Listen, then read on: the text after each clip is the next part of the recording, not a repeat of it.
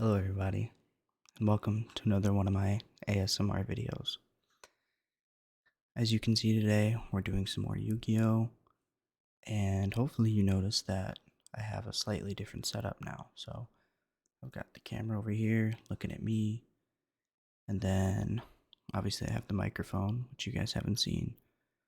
And then I have, the camera looking at the mat and the cards. I got this new pink Supreme Pro from Team Sam, which just came in the mail today. Kind of got me wanting to make a video. So I thought that I went to a regional recently, so I might as well go through the deck that I played and kind of some of the reasons why I played some of the cards. And I'm by no means a good player, but um, if anything, we could just make a nice relaxing video out of it. So um, excuse my fingers and my nails. They're really bad recently, so hopefully you guys can ignore those. But alright, let's go ahead and get right into it. This is a Snake Eyes deck profile, which is what I played at the regional. If you are caught up on Yu-Gi-Oh! Currently, you know that that is by far the best deck. I did not do well, but I don't think that was the deck list fault. I think that was me. So, alright, let's go ahead and get right into it. Playing 3 Snake Eye Ash. This is obvious. This is the best 1-card starter in the deck. Playing 2 Poplar. This is a 1-card starter. Slightly less good than Snake Eye Ash, but can still get you into some pretty good plays. Playing 1 Oak as kind of an extender. We are playing the pure version. We are not playing Fire Kings. I personally just don't like that deck as much, so I decided to play pure. So we are playing 2 Flamber's Dragon. This card is crazy. This card, when it goes to the graveyard, gets you 2 more bodies back. Once per turn, it can push a card into the spell and trap, and then during your opponent's turn, it can summon out a card from your spell and trap, or theirs actually. And then since we were playing pure, we did play Synchro package, so playing 1 Jet Synchron. Honestly, I don't like this card that much. I understand that it's really good. I just don't like it. I feel like it's the best version to play with Jet, so I went ahead and did it. We played 3 Diabellstar, the Black Witch. I originally bought these cards to play in Rescue Ace, but then I realized I was basically to the Snake Eyes deck. The only extra thing I had to buy was Bonfire, which, I mean, I'm sure you guys know is an expensive card, but luckily I have some disposable income right now, so I figured if I was going to play Rescue Ace with the Diabellstar cards, I might as well just go and play the Snake Eyes cards, which hopefully they don't get hit, but they probably will. I mean, sorry. Hopefully they do get hit, but hopefully they don't hit the cards. The Diabellstar stuff too hard, so I can use it in Rescue Ace, sorry. That's really what I meant. Speaking of Diabellstar stuff, we played 3 Wanted. This card's crazy. Finds you Diabellstar and draws you a card. Really, really good. Then we played 3 Bonfire. And Bonfire is the searcher of the deck if you don't have some of the starters. And can also be an extender if you get stopped and you haven't used Poplar yet. You can bonfire for Poplar. Poplar effect to special, and then continue your plays that way. So, pretty good. Playing one of the Divine Temple field spell. Really good at playing around Nibiru. And with hand traps everywhere in this format, I mean, I feel like I was using this a lot. Playing around Nibiru was huge. I'm playing one of the original Sinful Spoil Snake Eye. This card's really, really good. I hear talk of this getting hit in the ban list. But like I said, I'm hoping to use these cards in Rescue Ace, so I hope this doesn't get hit. With all the hand traps going around, I played 3 Crossout. Now, Crossout is something that you have to build your deck around, I feel. But in a deck like Snake Eye, it was not that difficult because there's so much space for hand traps that you could play pretty much all the good Crossout targets. So this won me quite a few games. Just normal summoning Snake Eye Ash. Opponent hits you with a hand trap, you cross out the hand trap, and then you can basically play for free. Or if they hit you with Nibiru on your, 5th, 6th, 7th summon, you can hold cross out for Nibiru. There was one game where they ashed my Snake Eyes Ash, and I just let that go through. Held cross out in my hand because I knew I could play through, and then just held the cross out for the Nibiru, so that's pretty cool. Played one talent. Talents kind of goes in with the cross out. It didn't come up at the regional, but you can cross out talents. Is usually a pretty good play. And then 1-for-1, just another copy of your level 1s if you need it, or if you just kind of want to extend. So that is it for the actual Snake Eye cards. The actual engine of the deck. And now on to all of the hand traps I played. Played 3 Nibiru,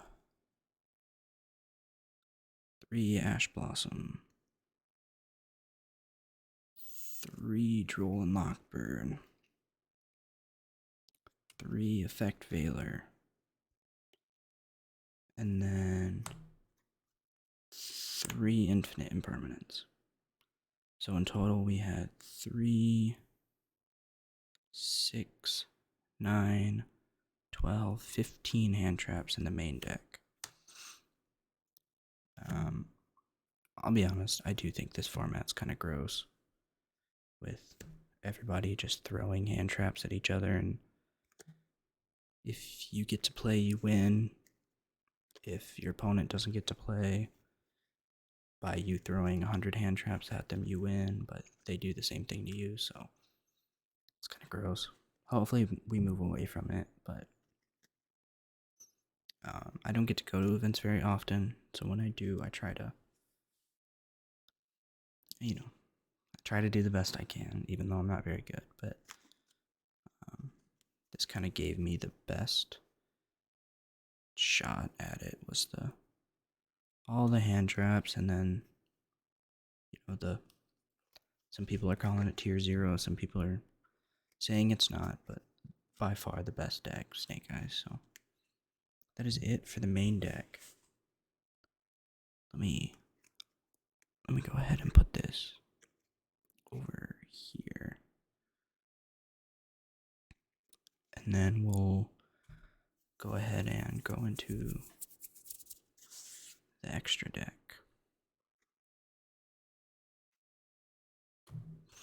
My extra deck is fairly standard. I did make one decision that a lot of people probably don't like, but I just found this was personally what I liked the best. So, starting off with the Link 1s, everyone's playing Link Kribo. Link Kribo is really good. Talks of this getting hit on the ban list. I personally don't think it will, but it's definitely possible. And then I played Relinquished Anima. I know this is not a card that, you know, pretty much anyone is playing, but I did make it once or twice at the regional. If there were times where I felt like I didn't really need to go into Link Kuriboh, but I still wanted to get Poplar off the board, and someone played into the Anima column, then I would just relinquish Anima, take their card, and then continue with my plays to go into, whatever. So I think that card's pretty good. Then I played IP. Everyone's playing IP. It's, one of the main parts of your combo. IP, and then I link IP off, usually for Princess. And then, Flamberge, place IP in the spell trap. And on your opponent's turn, summon it back out. So, really good card. You have to play it in this deck. Same with these, the two Charmers, Hida and Dark. If you get hand trapped, you get ashed, you go into Hida. It's a free body. Dark, you get ghost spelled or anything. You can go into that, or just, if you're playing. I played a match against Labyrinth. I made Dark, took their Ku Clock, because Ku Clock is Dark, and then I just kept it. Which, probably felt bad to do, but they made it so they don't get it back, so definitely worth it. Then we made SP Little Knight. This card's crazy. If you ever SP into it, you get a free banish, IP into it, you get a free banish. Otherwise, you can save it and use it when you're going second, or as the game progresses more. It's surprising in a lot of games how much you can do with just a single SP Little Knight. Then, of course, we're playing Promethean Princess. I only played one. I never felt like I needed to. Maybe that was a mistake, but this card's really, really good. Played Amber Whale just to clear off the princess, get her in the grave, and get out of that firelock. And then I played Appaloosa. Appaloosa's Appaloosa. Good card. Tons of negates. Usually you're putting out 4 material Appaloosas in this deck. And then you're even doing it on your opponent's turn too, which is kind of crazy, but and then we played the OTK with Zealantis and Raging Phoenix.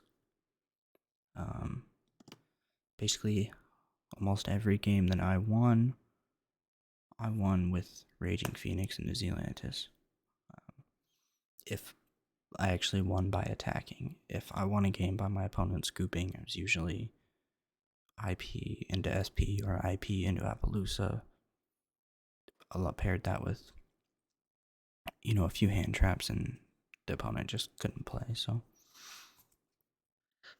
Then we played the Synchro package, because we played Jet, we play Formula, we play a Borreload Savage, we play a Baron, and then, this is pretty standard. Everyone pretty much knows what these cards do. And then for the 15th spot, you might notice I don't play Selene, I don't play Access Code. I just didn't feel like going into Selene was that valuable. Maybe I'm just wrong. That's possible.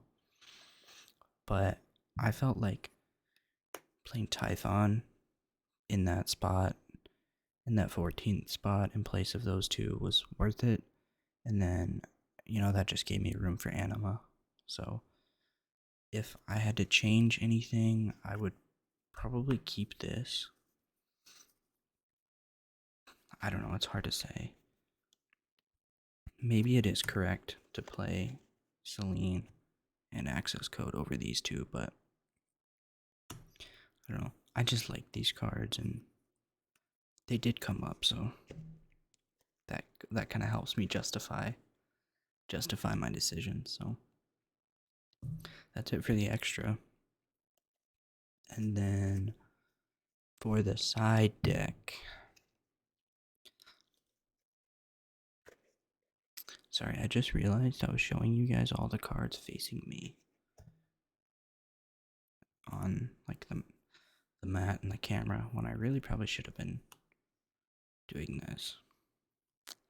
So hopefully that doesn't ruin the video too much for you guys. I will do the side facing you, so maybe you get a little bit of both. Maybe that's a good thing. Play 2 lightning storms. These are QCR, real shiny. Lightning storm's one of my favorite cards ever, so I'm always gonna side it in going second. Really good card. Played 2 cosmic. Really good against, Labyrinth.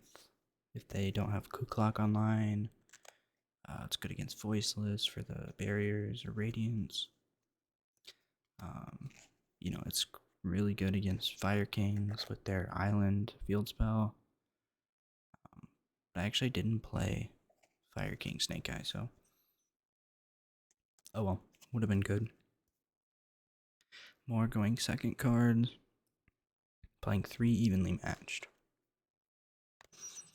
I actually lost a match because I activated evenly matched and then did not call a judge. So that kind of felt bad, but I had Nibiru'd my opponent.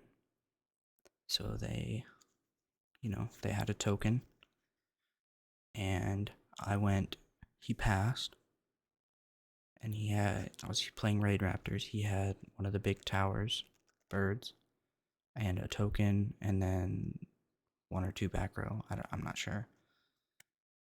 So I just crashed my token or my Nibiru into his face up attack position Raid Raptor, and then went into battle, activated evenly matched, and then I was like, "You have to keep the token, right?" And he very confidently said no. And like an idiot, I wasn't thinking. I knew better. I knew he didn't. I knew that he had to keep the token, but I just let it go. And that was game 2. Ended up losing game 3, but oh well. It's not the end of the world. Then I played 3 Summon Limit. This card was not that good, I'll be honest. I think if I had to change anything, it would be this. I think I would play either Ghost Spell over these, or, maybe an anti-spell. I just didn't think this card did enough. Played 3 Bestials. Hits Voiceless, hits Labyrinth, hits whatever you want. Then, for the last 2 cards, sorry, I'm gonna whisper some. My voice is kind of getting scratchy, so I'm gonna go ahead and try to whisper for the last few. Hopefully, everybody's getting tired. Probably tired of listening to me talk, so we'll just go ahead and do these last 2 cards. Made to order Mermaid Outfitter. I know that's a really long name, but this card is kind of unusual for people to be playing, but I thought it was crazy. It only came up once because I only drew it once, but if you play the mirror and you don't have one of your starters and your opponent's going first, you can just activate this card, grab a Snake Eye Ash, and then you can go ahead and pop off there. Or if you're going first and you get hand trapped and they use, say an ash blossom,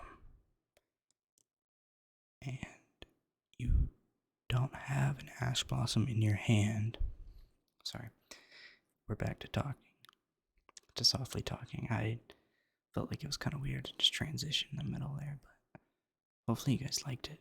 But yeah, if they ash blossom you and you don't have an ash blossom in your hand, it came up once. Well, no, it didn't. Sorry, it came up once in like testing and stuff when I decided to play the card. That I just activated this card, grabbed an ash blossom, and that just gave me one more hand trap for when they started going. So, in theory, it's really good. I don't know practically how great it is, but it's okay. So that is it for the deck profile. Hopefully you guys enjoyed it. It was a pretty quick one. I see we're only at about 21 and a half minutes, so hopefully you guys enjoyed it. I'm gonna, I'm sure everyone who has ever made a YouTube video says this, but I'm gonna try to start being more consistent with making them. I do actually enjoy when I sit down and make them. It's kind of relaxing, kind of fun. So I'm gonna try to do more. I know I said in my last one that I'll be making game videos at some point. I do still intend on doing that. I just haven't. And like I said, I got the new mat in today, which kind of, made me want to do another Yu-Gi-Oh video. So it's probably just me making excuses, but I thought it'd be fun. Hopefully you guys enjoyed it. Hopefully it was a little relaxing. Hopefully listening to me ramble wasn't too boring or too annoying. But yeah, if you're interested in more Yu-Gi-Oh stuff, I'm sure I'll be making more. And if you're not, you're probably not here at this point in the video, but if you're not, I'll be making, other stuff soon. So, and I hope you guys enjoyed the new setup here with the camera showing off my basement here. So, be nice if I can hang a sheet or something, but we're not really there yet. So, all right. Good night, everybody. Hope you enjoyed. Have a good sleep.